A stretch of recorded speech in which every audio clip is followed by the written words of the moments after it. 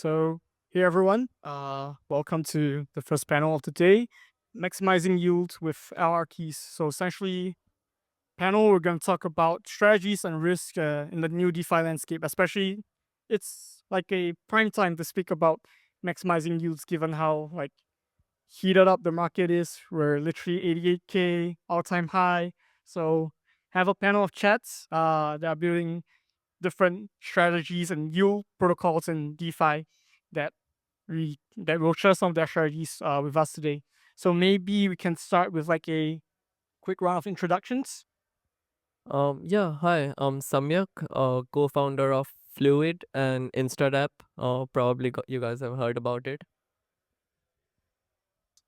I can confirm that Mike has not grown hair.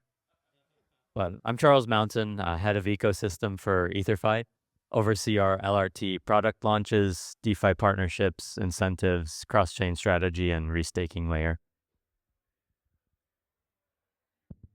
Hey guys, my name is Steven. I'm the creator of ZeroLend. We are a money market on many different blockchains. And yep, that's it. And I'm Kenneth. I'm a contributor at Lido DAO. I contribute specifically to DeFi growth. So anything related to getting Steve integrated into the different protocols, as well as growth in terms of like L2s and whatnot. So it's in general just growth in DeFi. Yeah, that's pretty much what I do. I'm Andrew, CEO at Opyn. We're a decentralized derivative protocol and really excited to kind of see what we can do with derivatives on LRTs. Jim, I'm EY from Pendle. I'm in the BD team, and what Pendle does is we are a yield trading platform, so essentially allowing users to do fixed yield, leverage yield trading. All right, cool. Let's hop onto the first question. So I think specifically what I want to ask about is right now, we're in a bull market for sure, right? Like no way anybody's gonna say like, oh, we'll wait till the next bull market, blah blah. None of that. We're in a bull market. BTC all-time highs. So with all that coming in the environment, there would be like a clear preference for speculation, right? Especially like when you look at uh other verticals of crypto, not just like in DeFi, right? People are literally making gains of like, multiples. So that being like how the condition of the market environment is, there's a wait, give me a second. How has this affected the way that you guys are thinking about how to strategize to capture the attention of all these speculative participants?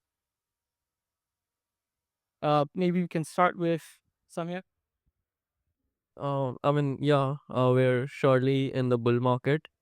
Uh, I think the strategies during the for the growth during the bear market and the bull market is like totally opposite. In the bear market, people prefer more organic yields, native yields on stables or on ETH, etc. But in bull market, they prefer more points and liquidity mining tokens because the upside potential of the yield can be a lot higher. So yeah, that's what we are exploring. We'll be also announcing a few things in next 1-2 weeks.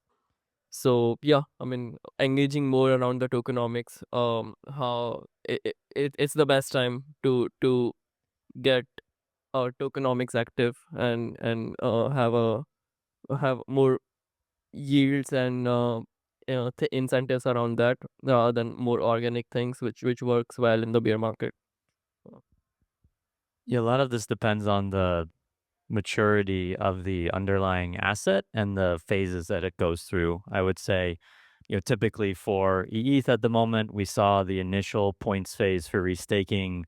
Eigen has TGE'd and we've moved into the real yield phase, and hopefully on the near horizon with AVSs continuing to launch and find demand, we can enter the sustainable yield phase. For our other products though, such as EBTC, which we just launched around 2 months ago and have been able to scale that to 5,000 BTC, that I think's been the perfect pairing to sort of drive some of that degen interest, in that we've been able to stack both Babylon staking as well as restaking to allow for over 5 sets of points for holding the BTC. And ultimately, I think that will start to bleed over to our liquid DeFi vaults, where we're starting to see more demand for deals that involve fixed rates, TGEs, airdrops, etc. Yeah, so I think most of the panel is bullish, and so are we. For ZeroLend, we've seen a lot of new users, TVL, come in, which is awesome, and we do think it's because the macroeconomic conditions are getting a lot better. So you're seeing more users come in, more TVL come in. I think any protocol that has established itself right now in the bear market is going to see decent growth. And yeah, that's what we're excited for.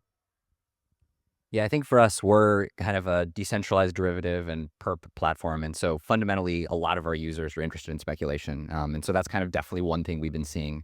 I think kind of one thing that's been quite interesting is people are looking for leverage on long tail assets, looking for leverage across the spectrum. And sort of that's one of the things we're interested in supporting. Also, one of the things that we're kind of working to bring is option like perps, trying to sort of combine some of the interesting things about options with the simplicity of perps, and sort of bringing that to long tail allows sort of a lot of expressive trades and speculation that wasn't possible before. Yeah, and for us at Pendle, we have always been quite narrative driven. So whether it's in the bear market or the bull market, I think that stays the same. And recently, of course, the two thematic things that we have been pushing, one is on the BTC restaking, the other one is on RWA stablecoin. And traction has been, of course, been positive. And to us, it's more about staying in touch with what's happening in the space, right? And in the bull market, of course, narratives might come and go even faster, and that makes it even more important for us to be able to launch quick, work with protocols, help them bootstrap liquidity, find the right space to be in. Yeah, and hence, you mentioned that they're very narrative driven, and hence they have the Pendle intern account, which is great. So if anybody kind of wants alpha on like what to do on Pendle, could probably give like that account a follow. So I think I agree with everybody here. It's like literally, everybody's trying to vie for attention, and like it was usually with points, but now everybody's like transitioning into real use. And I think everyone on stage has, I guess all the protocols here have seen like a good PMF, given that most of all of us are launched like way before the cycle happened. So now it's really just a matter of how do we pivot and how do we capture attention, which is exactly what everyone on stage mentioned.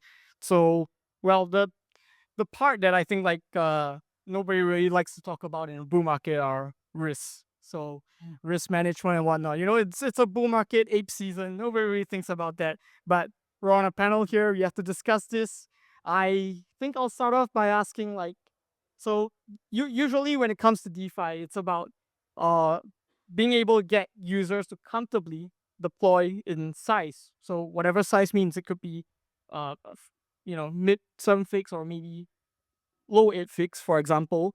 What are the considerations and measures that you guys have in place to ensure like people are able to sleep comfortably while depositing like maybe 7 8 fix into your protocols with comfort? Yeah, so we've been in the industry for last 7 years. The crash of the bull market in 2018, then the DeFi summer, and now this bull market. And the one thing that we have seen is a collapse of many projects after the bull market. Many of you probably know last year 3AC, FTX, and others. There has been a lot of DPEG scenarios as well in the staking assets.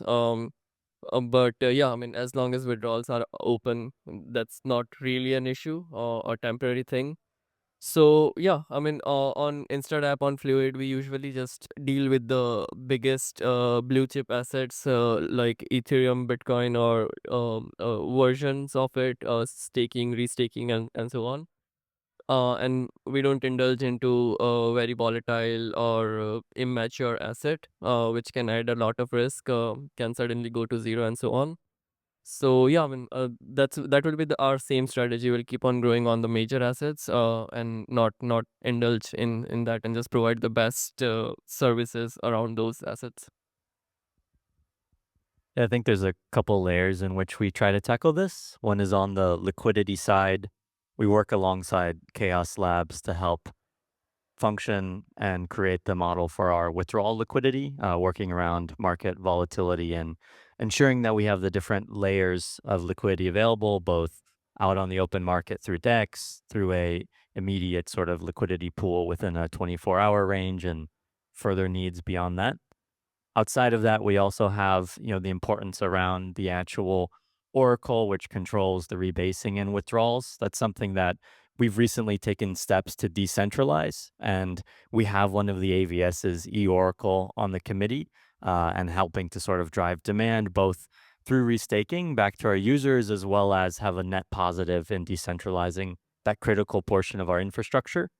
Lastly, I would say it's generally overviewing risk as sort of the number one criteria. I can say there's been a lot of hype around the market, as well as launches upcoming for L1s, L2s, etc.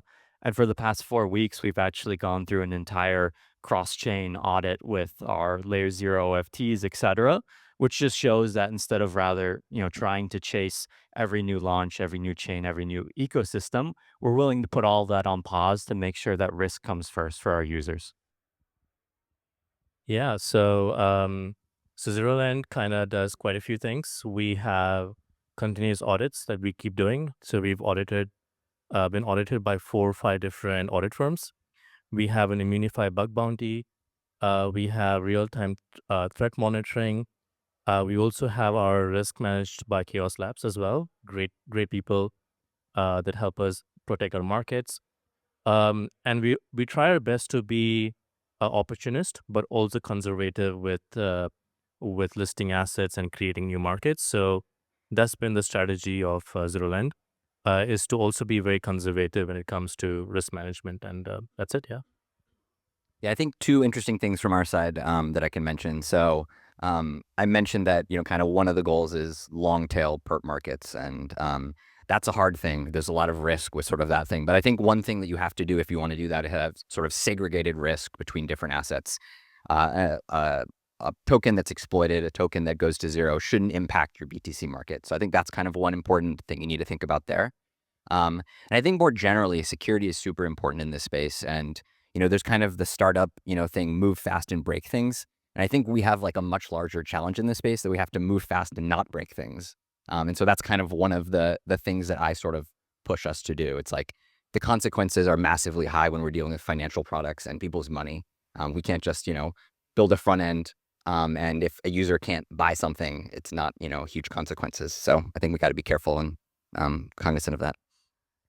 Yeah, cool. And for us, maybe I can just give another example, right? I think price impact has always been one of the key feedback given by us, especially when whales come to Pendle to lock in their PT positions, to lock in their fixed yield.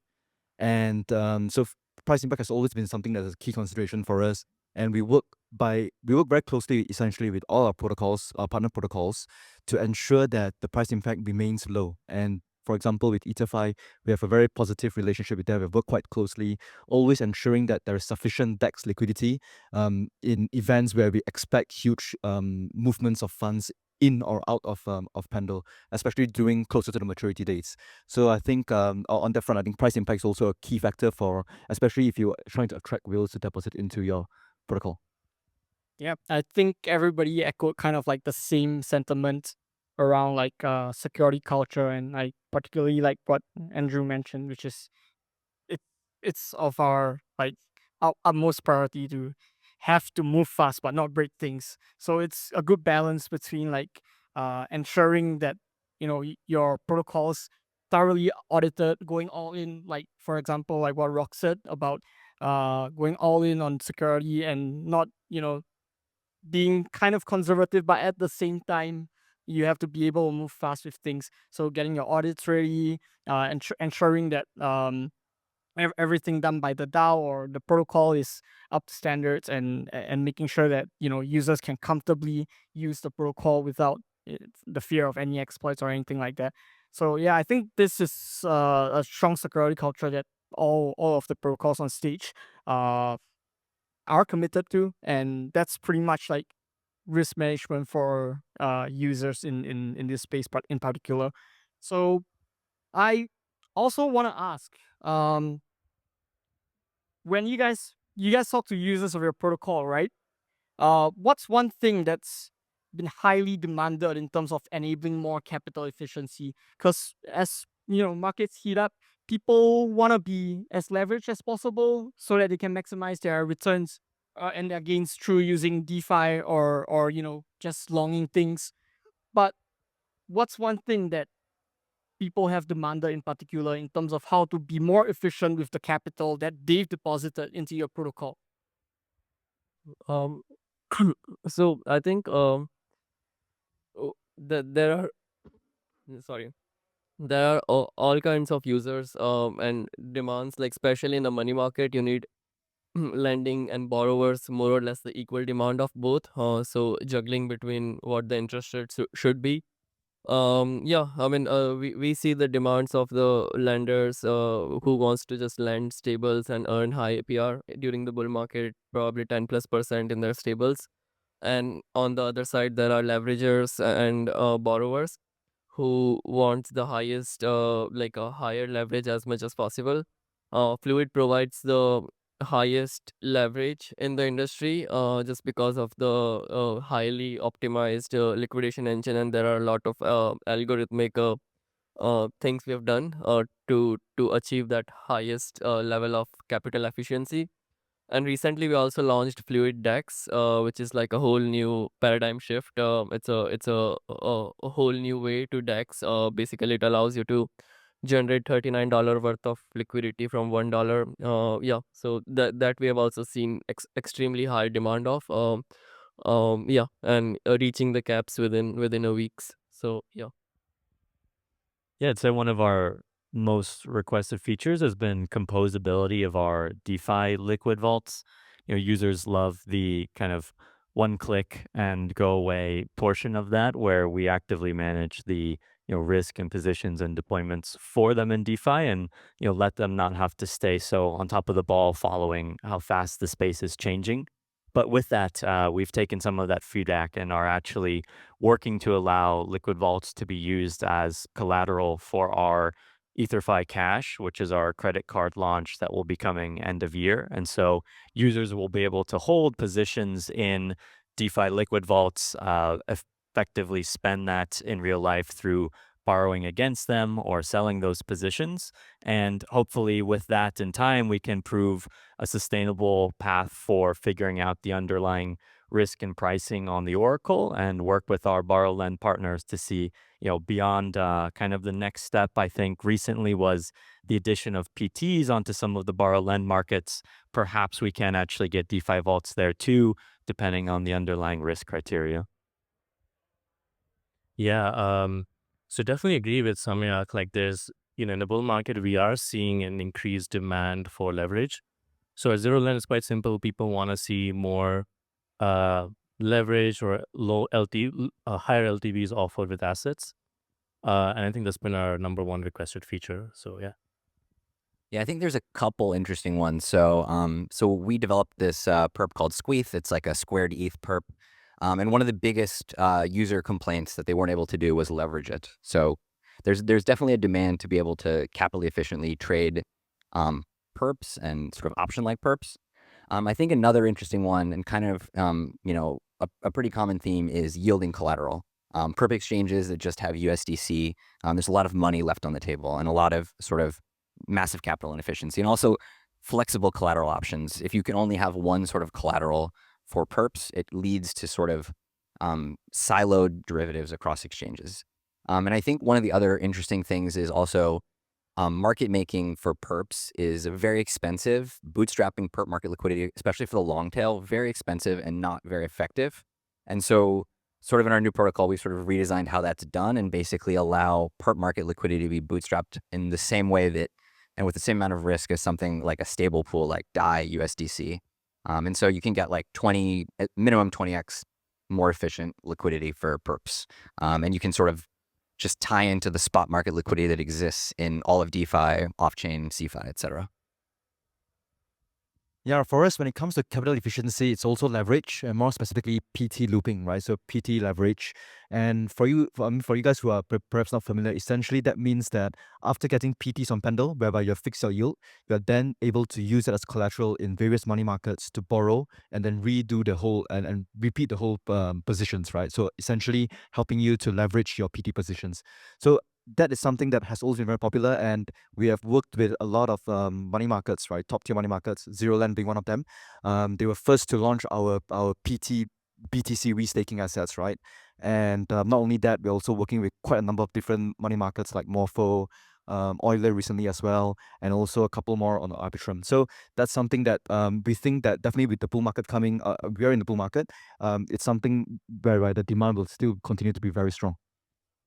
Yeah, I think like we have a good mix of like what people are actually looking for from their users, like in terms of capital efficiency, whether is it like spending or is it getting more maximizing the yields that are available on like an LP, because most of it is usually like unused and inefficient, right? So with that, I kind of like want to lead on into my next question. Where do you think high yields go in like the next couple of years? Like, would people, would people be actively managing? Do you see people actually actively managing their positions in DeFi, or where are the next steps? Do you think it would lead to like a more passive approach as we onboard like the next billion? That's what they like to call it, right? The next billion users, or would it be like more people are able to actually use it themselves and manage their positions and learn how to be capital efficient with all the composability going on in DeFi? So I think there will be all kinds of users. We've seen a lot of institutional interest this year with BlackRock, ETFs, and other coming in. I feel there will be a lot of sophisticated institutions who will start using DeFi protocols to get the yields and distribute it to the users. There will surely be direct DeFi users as well, which I believe will probably be more, but you never know how it's going to turn out.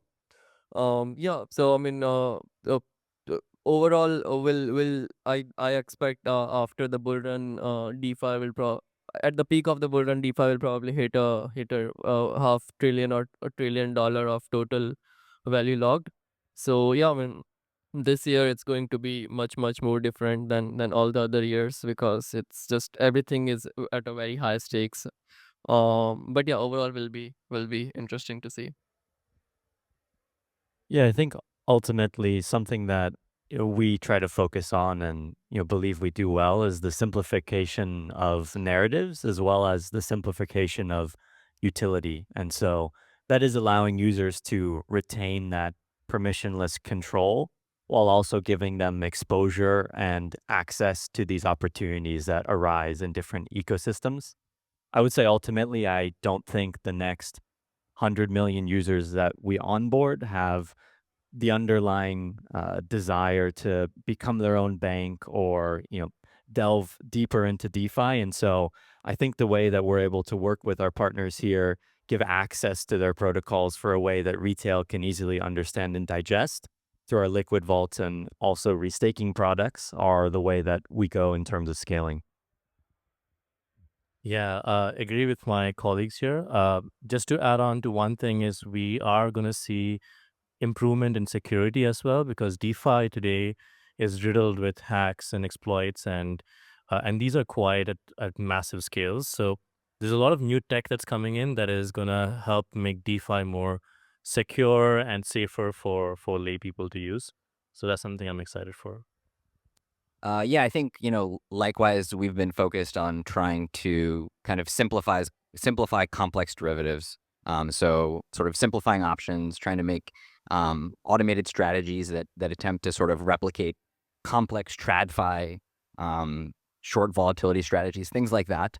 And that's kind of one thing that's really resonated with users, is being able to do things that maybe were technically infeasible, too complicated. And I think that's, definitely one thing that's very popular in the space. So kind of agree with some of the folks. Yeah, no, definitely. I think agree with what was being discussed. And for us, yield trading has always been quite a niche a market, right? Even in TradFi. So for us, it's very important to work with different partners, whether it's vaults, the liquid vaults, for example, from Ether.fi, they contribute a lot of TPL to us. Whether it's index tokens, whether it's working with earn programs, essentially making sure that we are part of a wider yield strategy of different players in the market. So whether or not they are retail users or they're institution partners, they might not come directly to us, but underlying they're still using Pendle to help them to manage or hedge their risk. I think I'm in full agreement with what everybody's kind of echoing, which is that sophisticated strategies would come, but that's mostly used by more sophisticated participants, and kind of like how a lot of the protocols on stage are like viewing the simplification of strategies, the simplification of usage of the underlying in DeFi. So, like for example, the liquid vaults ran by Veda. It's a dApp with like it's a dApp's basically just simplification of DeFi for all users. There's also Startup Light, which It's that like and Fluid being capital efficient with smart collateral and everything. Nobody really has to worry about like, oh, how am I going to juice out additional yield? So it's great that like most of all of us in this space are just thinking about like what's the way to simplify maximum returns for our users without actually like having them to get involved in the whole idea of it's because it's composable, therefore we can get more juice out even more from the asset itself. So I think we have like about 15 minutes left, so maybe let's just dive into like what I would like to call like alpha time, where we share some of the updates as well as maybe some of your personal strategies that you guys are using in crypto, especially in the market that we're in now. I'm pretty sure everybody here would love some alpha, right? So maybe let's start by sharing some of the personal DeFi strategies that you're running personally. I mean, we recently launched 14 days ago Fluid DEX. So we launched it at a very capped capacity with only 3 pools, and we're already the fourth largest DEX on Ethereum. Target is to reach to second in next 1 month. So yeah, and we're at top 4 with just 3 pools as of now. So we'll be launching a lot more pools, a lot more different strategies, allowing users to earn yields in a lot more different ways. It's a high risk, high reward, and yeah, I mean whatever users wants to engage in. So that will be our one of the focus for next 1-2 months, and uh, for our community it's long been they've been waiting for a long time, and yeah, on the updates around the tokenomics side, so that's something we will release very very soon. Yeah, and just reforming a few things and making it exciting. So yeah. Yeah, I'd say this panel is actually quite well shaped, similar to where we found the most success within DeFi. It's been a combination of Pendle as a partner, as well as borrow lends such as ZeroLend and Fluid.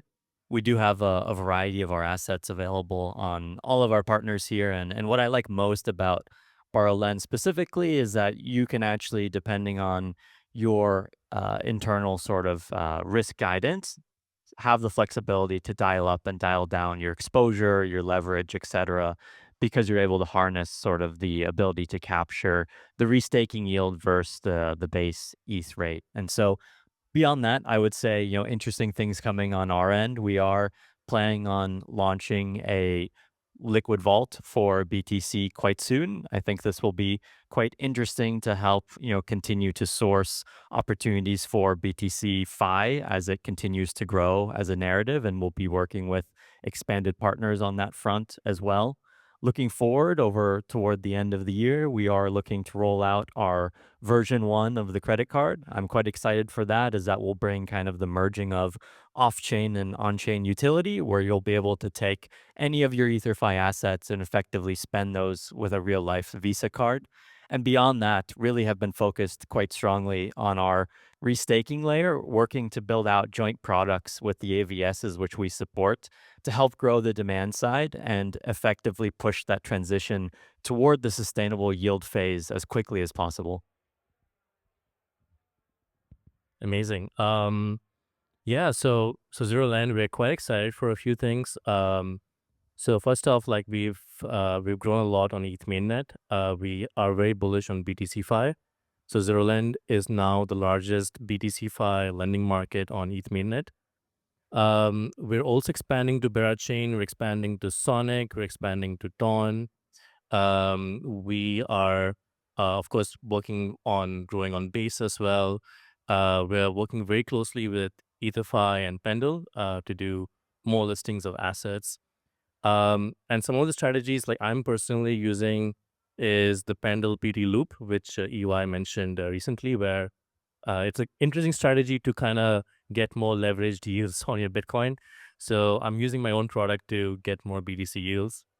But besides that, we're also building ZeroLend version 2. It's a new iteration of ZeroLend. It's going to come out in a few months from now after audits are done.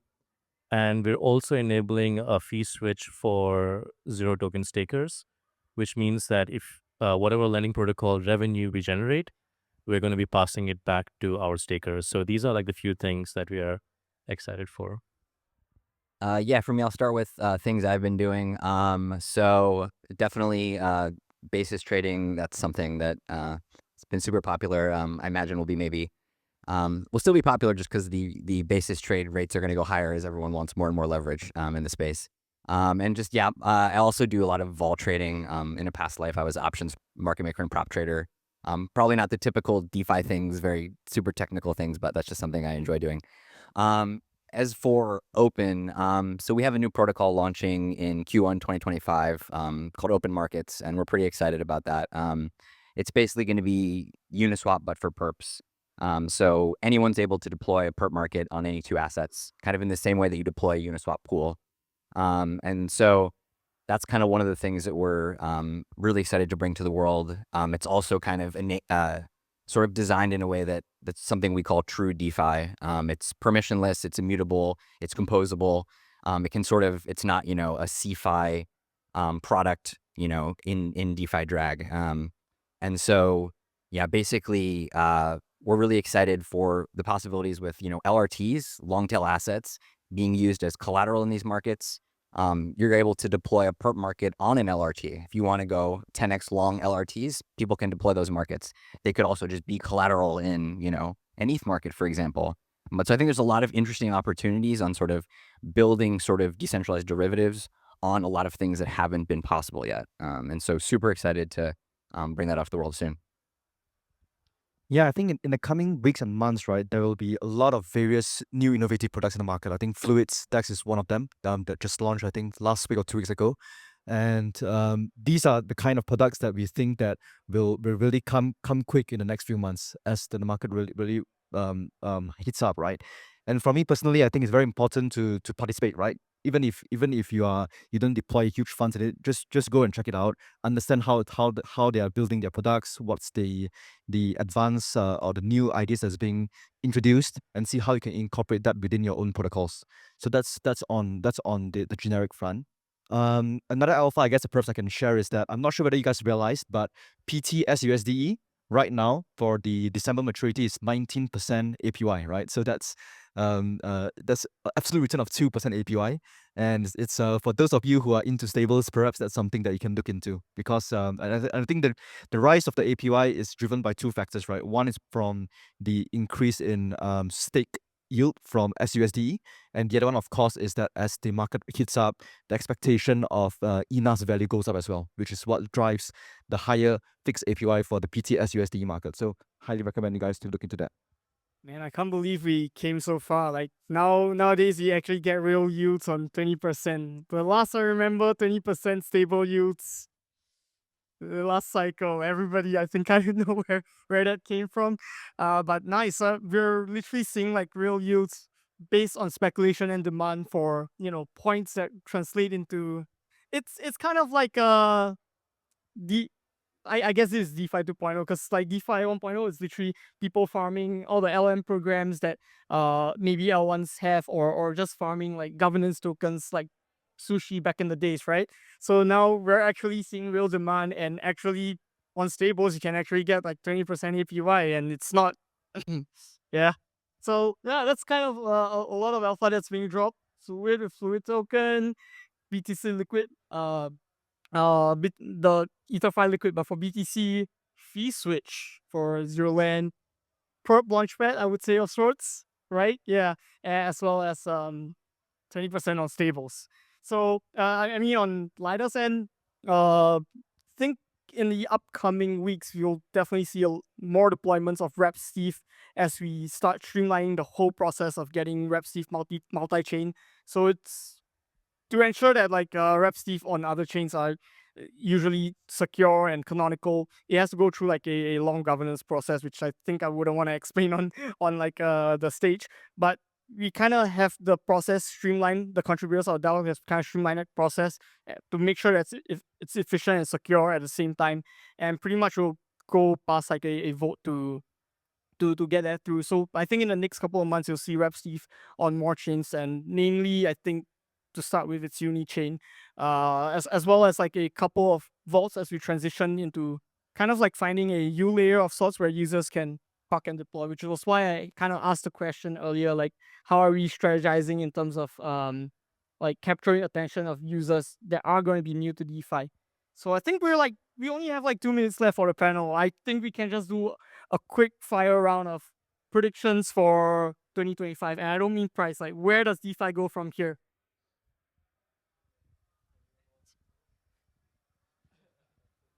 Yeah, I'll give a quick spicy take here. I think with the kind of recent political regime change and how fast this might heat up, 2025 may be the year of not just a staking ETF, but a restaking ETF.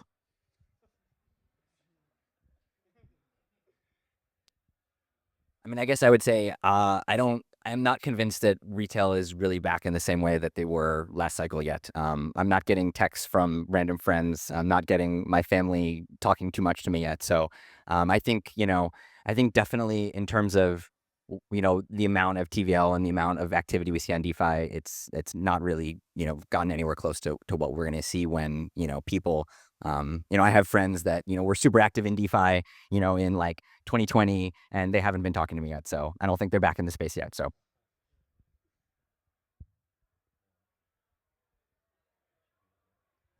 Yeah, I guess for me, I think probably not prediction for 2025, but I think as we move mainstream, right, I think more and more you'll see more and more convergence between what we're building and what is currently existing in TradFi. I think one example, of course, we just announced yesterday for Pendle, we'll be launching a new product called Boros, which will allow users to trade not only DeFi yield, but also TradFi on-chain, off-trade yield, any kind of yield. And the first use case that we are targeting actually is funding rates. It's a huge market, funding rates. And in the future, in the near future, early next year, what you'll be able to do is you can go fixed to floating or floating to fixed on funding rates, essentially helping huge funds or institutions or even retail players, right, that wants to speculate on the movement of funding rates. So yeah. I guess my prediction is probably similar to Rock, staking ETF. And I do think that even though like your friends aren't texting you back about DeFi and stuff like that, I do think 2025 we might be able to reach like TVL all-time highs. And it's not strictly because of like ETH's price being up or whatever. I think there will be like net new users in DeFi in 2025, given how, evidently we've seen like there's a lot of new different ways where people can park and forget. I think that's kind of how adoption comes about, and I'm willing to bet that that's probably how DeFi would possibly hit new all-time highs without it coming from like just ETH's price or BTC's price pumping. Awesome. Yeah. Yeah. Is there any more quick? All right. Yeah. So thank you all for listening. I think we had a pretty good time, and everybody kind of like shared alpha specifically to their protocols as well as what they're strategizing on. And yeah, hope you guys enjoyed the panel. Yep, we ended on time. All right. Thank you guys. Thank you guys. Nice.